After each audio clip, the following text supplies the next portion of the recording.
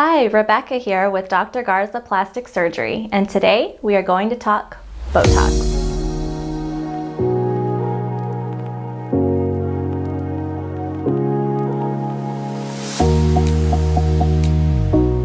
Botox is primarily used to treat fine lines and wrinkles in 3 areas of the face. The forehead, which is comprised of the frontalis muscle, is activated when you raise your eyebrows.